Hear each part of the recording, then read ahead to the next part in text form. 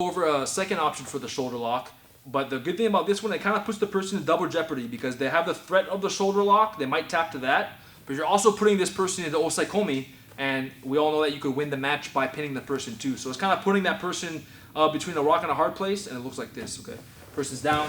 We're gonna get our nice Kimura tie off here. Elbow kind of making that nice plus sign. His spine makes one part of it, my forearm makes the other, and we reach down through this pipe here, and I pull my limb up. Right, I pull this elbow up, flash my hand through, and then I want to kind of close and make that Kimura device exist here, right? Now we're ready to tie off. So turn over this way. Right. I see a belt this time looking at me here, so I'm going to come through, right? And it's just a small sliding motion. So my inner wrist never loses contact with my opponent's outer wrist. Okay? We don't want to make a big motion and try and reach for something because then it's just too much space. He's going to escape. Okay? So it's a small, tight sliding motion. Okay? I come through, I get the belt, I slide, and I get it. Okay, and if you have to kind of make that connection, you know, move your body around and get what you have to get, now we have the Kimura tie off. Okay? Now we're going to go for a shoulder lock. So with this leverage point and the tie off, you could stand up, you could grab the person, pull them back, and you want this person to be on their side. Okay? You don't want them flat on their back. If they're flat on their back, just take the osaikomi. If they try and belly down, you know, keep this device and bully them on their side. Okay? Now we're going to cap this person off. Okay? In that process of capping this person off, if they want to go flat to try and avoid the shoulder lock, right, we're going to do two things. I'm going to let this Kimura tie go and replace the belt tie with my hand. So I'm almost kind of going back to the Kimura trap to begin with, right? We started with the Kimura trap, we got the Kimura tie. Depending what reaction they give us, we could always go back to the shoulder lock and the Kimura tie actually here. Okay, so in this case, he's fighting it. I want to get this tie here. Now look, I'm going to slide my outside elbow, my lead top elbow, through his rib and his bicep. Okay, and I need to make a little bit of space for that to happen, so if I have to jerk it up, that's fine, but look, I'm going to swing my elbow through. And now I'm going to drive my body through here. That's where the tap comes. So let's actually go on this side.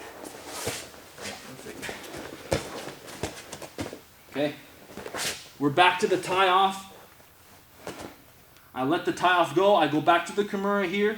You're going to really feel this elbow slide all the way to the mat. So I'm kind of just showing you this is where we want to get our elbow to. Okay, it's going between his bicep and his rib. Okay, but of course, we have the shoulder lock device here. So he's trying to fight it here. We break the grip off, or we could just move the belt. Right, you can see if he wants to grab the belt as a defense to keep his arm from coming out and ripping his shoulder off, we could actually just move his belt. And look what that does to his arm. Right, moves his arm. So in a very detailed, oriented finish, if you notice the person is grabbing his belt, most often or not, the belt will move. If he's grabbing his gi, it's a different story. Okay, so you know, be aware of what reaction the person is giving you, and you could pick apart his defense accordingly.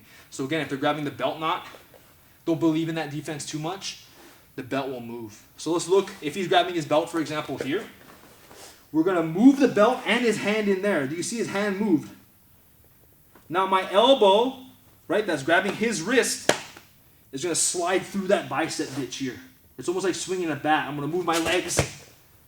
Right, I drop through that hole. There it is. And now I'm going to try and get his palm and paint the mat with his palm. Right? This is also osaikomi here too. If for some reason we lose this and it slides out, well, guess what? Osaikomi, we can start looking for the pin and win the match here too. So as always, there's a lot of transitions that go on in randori or a tournament.